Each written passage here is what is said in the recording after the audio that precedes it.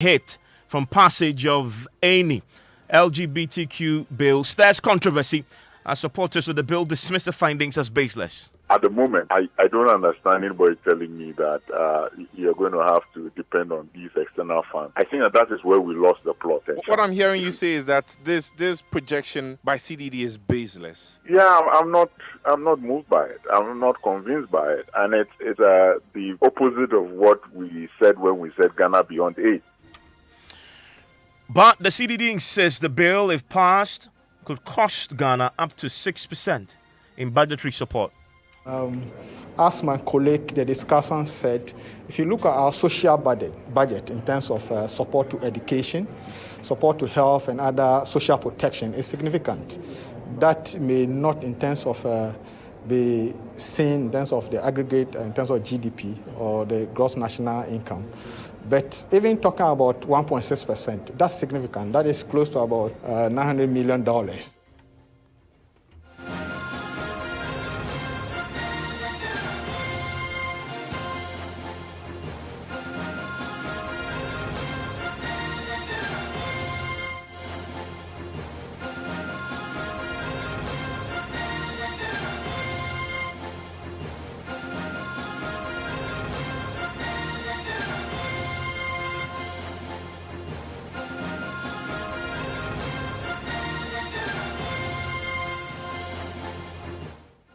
This is Top Story with Evans Mensah.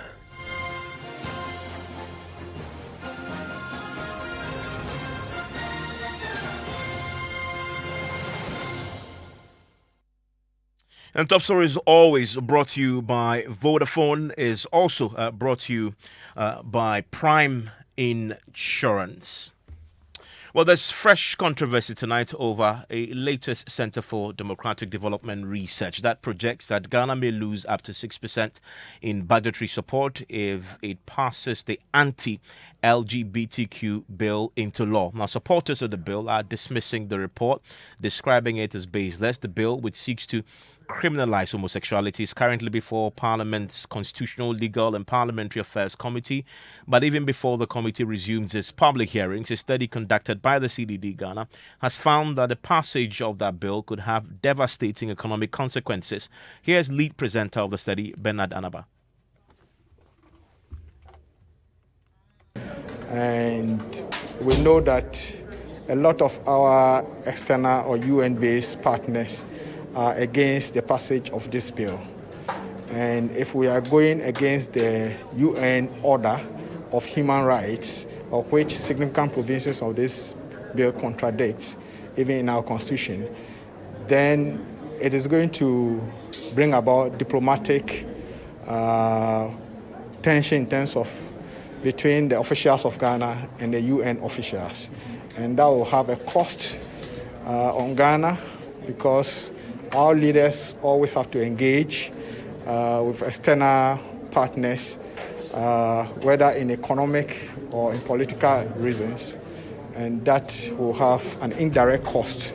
For instance, if they decide not to honor the aid that or grants that they usually support through our budget, or delay such grants just because they think our environment of human rights is not conducive, then that will be an impact on us. In terms of the direct cost, this is going to affect individuals directly. It is going to affect the institutions that will have to administer this law. We know SHRAJ is a key institution. We know the judiciary will need people well-versed in this bill if it passes into law. Then we know the police will have to have the expertise to be able to deal with persons. And we know communities will have to be vigilantes. So this direct involvement of all these stakeholders will portend some cost at their own levels or even at the levels of. Well, it says, unlike other countries like Dubai, well, of course, this will not be tolerated. Any homosexual act will not be tolerated. Ghana cannot afford to lose even a bit of what it already expects to fund this budget. At the right side. Yes, so we are not saying that you are totally going to lose all foreign direct investment, but you look at it in terms of the size of your economy. if Dubai loses even $1 billion in terms of foreign direct investment, it doesn't affect it that much. If Ghana loses just $1 million of foreign direct investment, that is a lot to a country like Ghana. So when you look at it in terms of the size of the economy, how little means so much to your economy, then that has so much to say. So we are not saying that you are going to lose everything, but for instance, if we talk about maybe the year of return, that means that we are actually looking for tourists and trying to attract particular persons from particular countries to come to Ghana, and we expect that these people will be made up of all sorts of persons, people who are gay and whatever we describe. Some of them may opt out, some of them may not be interested, some of them may have influence on others. So you may not lose all the potential gains, but in any case, you don't want to lose even any of them. You want to gain the maximum of what you intend.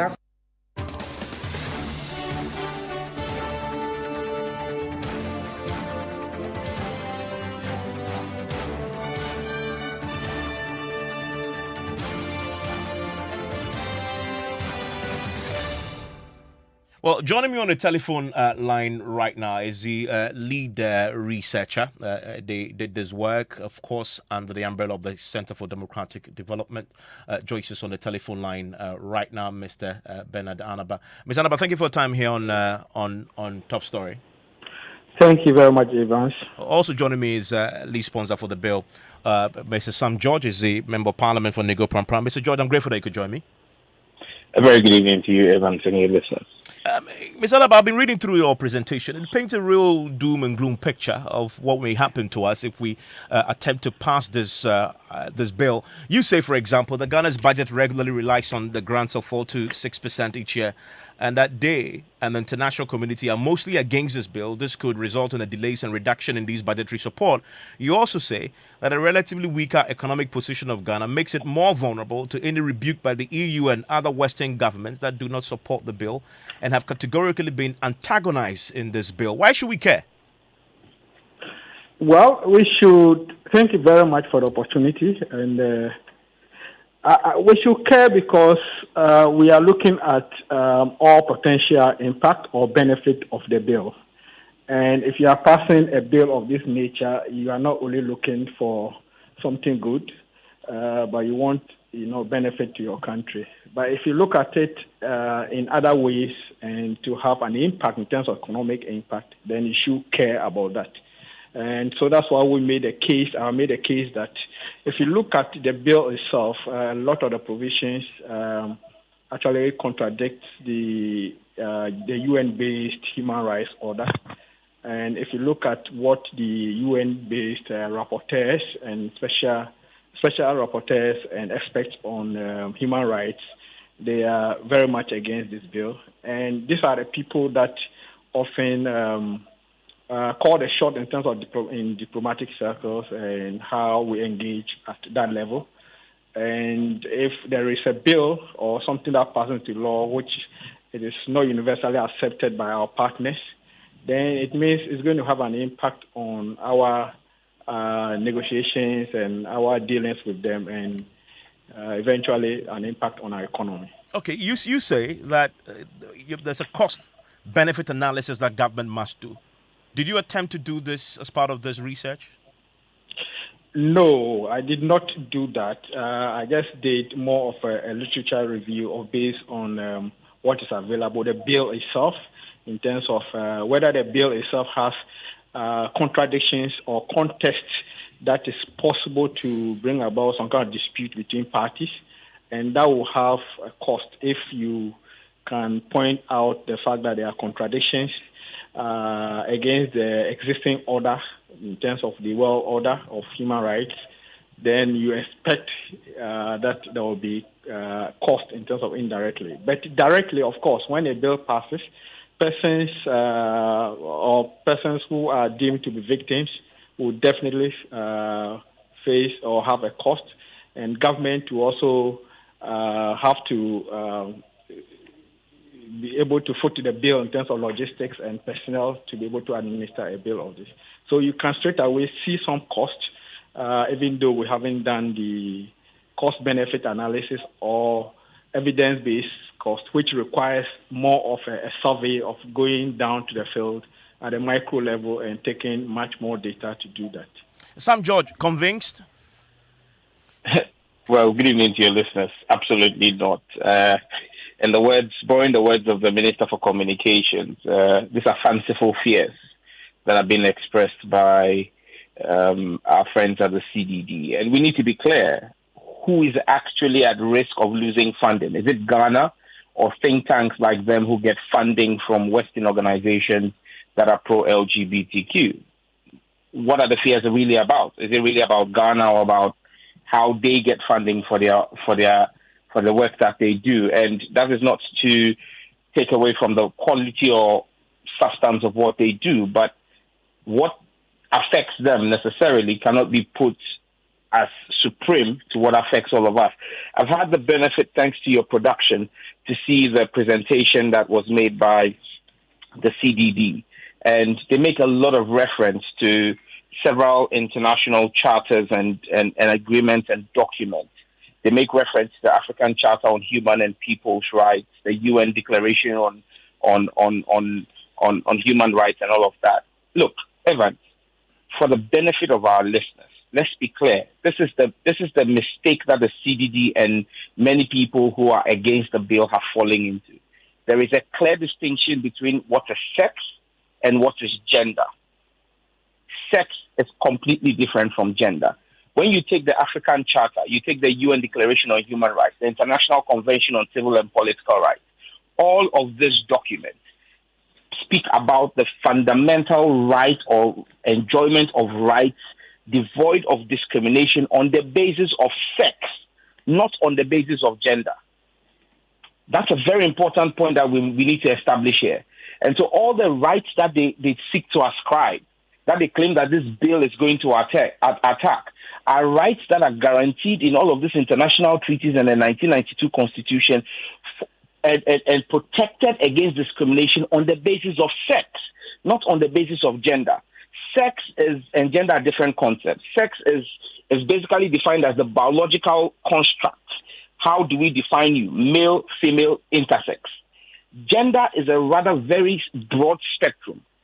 That is a social construct about how the person sees themselves. So a person may be of a particular sex, but will identify with a gender that is not analogous to the sex that they have.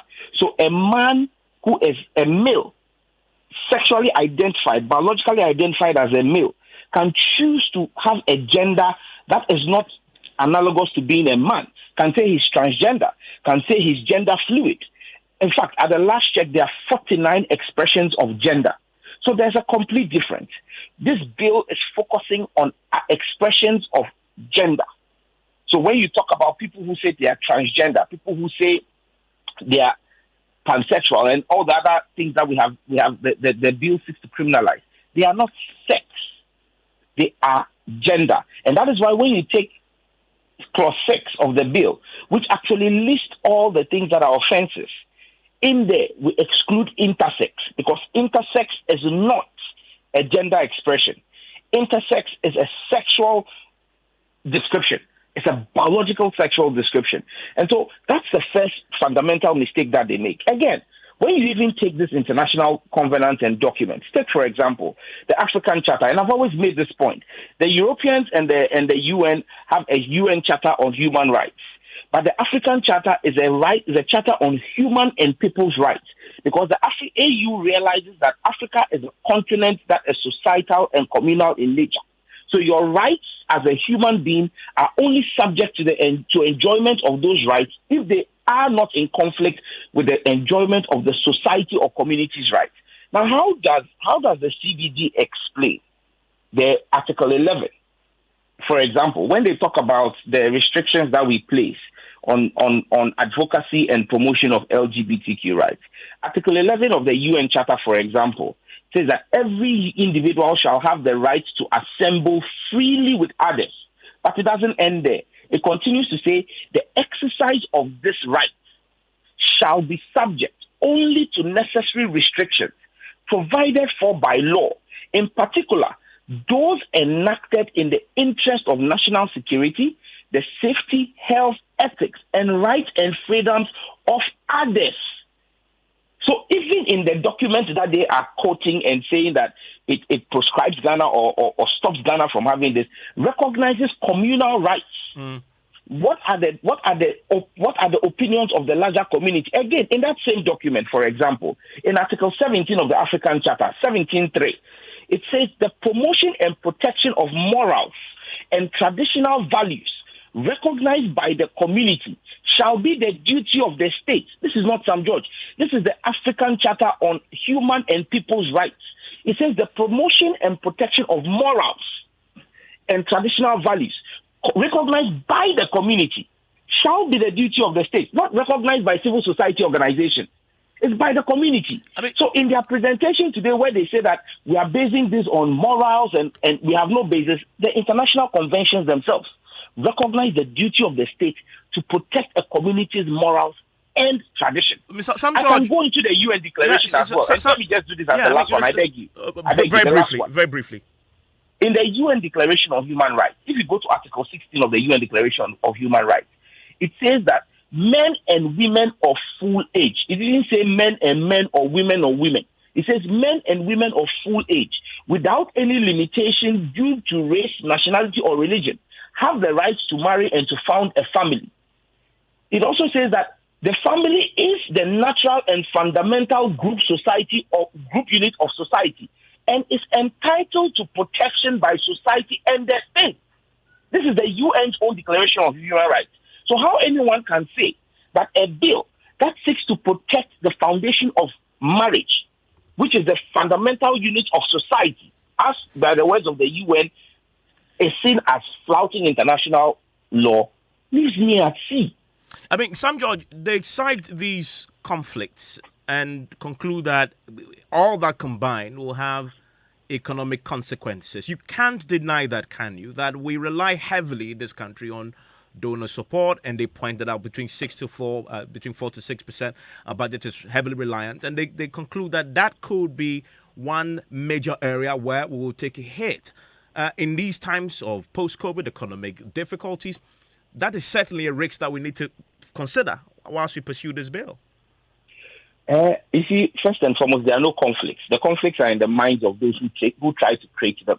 Because I've just read from the international documents that support our position, so there are no conflicts. And I've said, none of those international documents protect or give you the enjoyment of any rights on the basis of gender.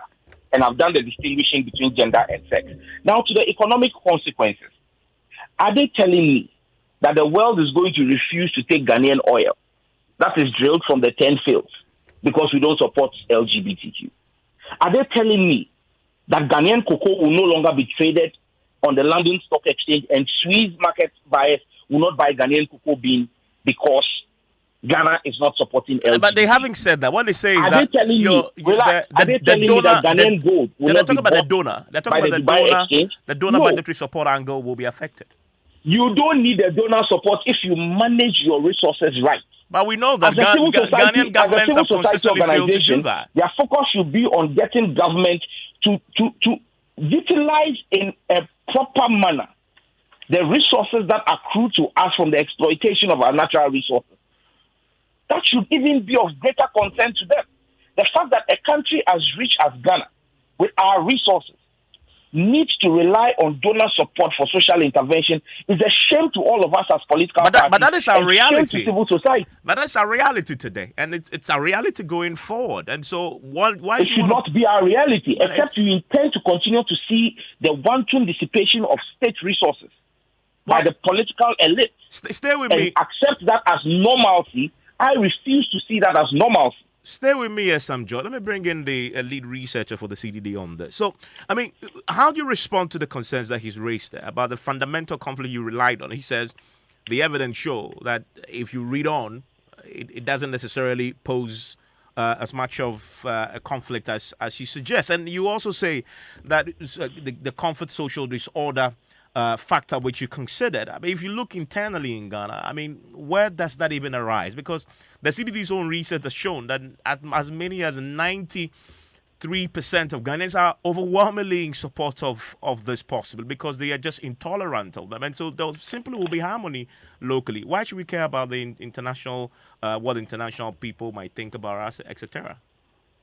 Yeah, thank you very much, Evans. And I will say that in terms of the contradictions, if you see the memorandum that the UN experts, 8 special experts on rapporteurs and special group have actually penned down to the president of Ghana, have listed a lot of issues that contradict the human rights-based charters and laws, and also the fact that if you look at our constitution, the fundamental human right of every human being has been, when you look at what the bill says, has been breached. So there are so many areas that when you look at it, there are so many conflicts.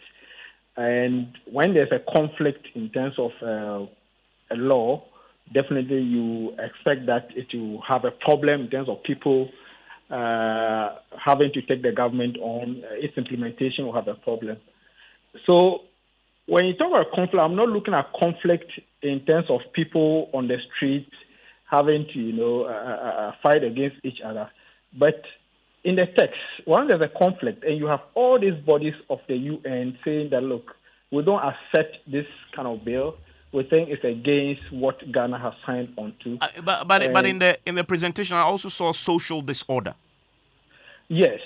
So that was making the case that if you look at why a law is said to be fundamental, it arises out of the fact that usually when there's a problem of scarcity, people will tend to be a social disorder. There tend to be a conflict and social disorder. So the way you solve a problem of scarcity, as economists will say, is by having a kind of rule. So if you look over the years, since the generations, since the anti-slavery movement and all those things, we came to a point that the fundamental right of somebody being a self-owner of himself cannot be disputed. And this forms the basis of the UN human rights system. So if you don't recognize that, even for me speaking to you, if you don't recognize me in terms of my intellect, in terms of my emotions and everything about me to speak to you, that means you don't even recognize that I own myself and I have the freedom to do whatever to my body. Let me ask you this. Some George raised this earlier. Who funded this research? Yeah, this research is funded by the CDD. Okay. I mean, the question that has been raised, and in every research, that is a fundamental question, is the CDD also gets funding. The suggestion that has been raised is that doesn't that sometimes influence the outcome? Because we all know that international bodies have interest in this matter. How do you address that criticism? Well, in terms of international bodies and support to various organizations and even the government, it's not something that, we do get support from all quarters internationally. The government itself gets support from donors. So that is not an issue that you could always take funding from any listen. And based on your broad objectives, you could always stand against. So you can categorically say that whichever the funding source is, did not influence this research and its outcomes and the conclusions that have been drawn. Well, I'm not so sure to be specific about the funding source, but I'm talking about an organization. An organization is engaged in various campaigns, and a lot of these campaigns will have, they will come into play when you have to, a campaign for them or against them. So it may not be specifically because it's coming from a particular source influence how the research should go, but definitely it's an advocacy to look at the bill in terms of whether the bill is inimical in terms of economic impact on Ghana. So it is not just to influence in favor of LGBTQ or whatever, but in terms of the impact on Ghana. And we are looking at, in terms of the bill, the real issues on the ground. What are they? Yeah. And the facts are that we are also heavily dependent on these same donor communities who are against this bill. I guess what you just said begs the question. So what's the point of the research? What does it? What do you seek to achieve with this? What is the objective of this? Yes, What recommendations are you making as a result? Yes. So the point is to find out what are the likely economic impact of this bill if it's implemented on Ghana. Okay, now that we know, quite a simple. yeah. Yes. Now that we know, and because you've established that, what next?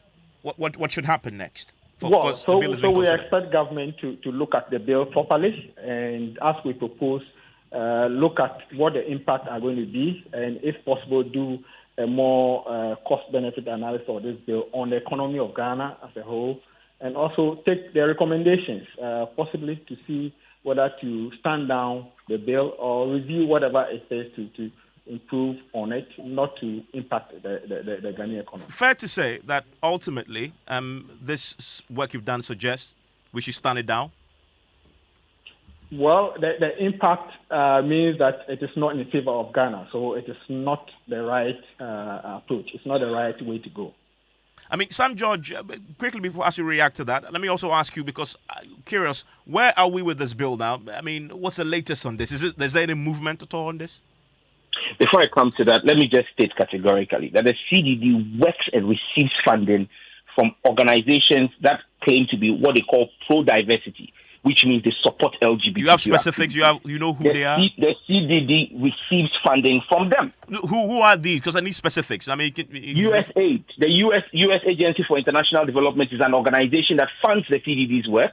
That is pro-diversity. Canadian International Development Agency, CIDA, is one that funds the CDD. It is pro-diversity. The UNDP itself has stated that it is pro-diversity. They fund them. The German Development Agency, GIZ, the European Union. The European Union was present at the opening of the LGBTQ office. They fund the CDD.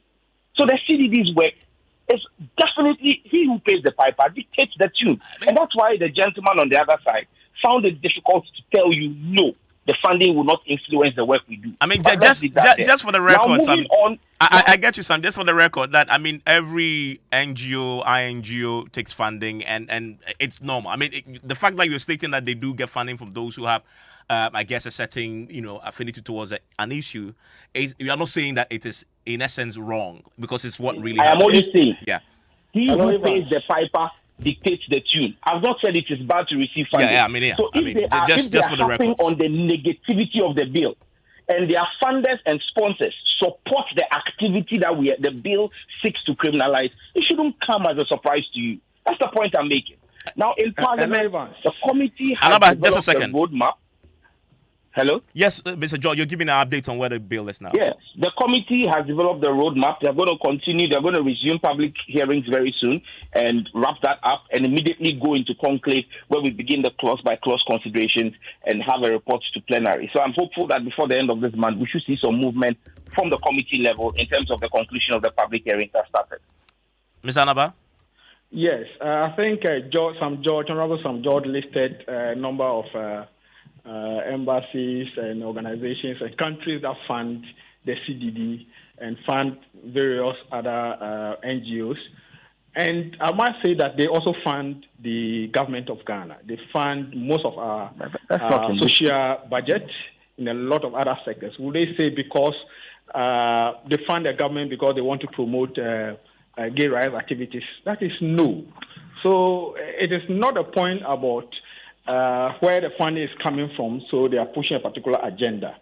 These people have been funding our country, and when they give a pool of funding, it is for what you stand for. If you stand for social justice and stand for economic justice, and there's an issue of this sort, then you have the obligation to stand for it.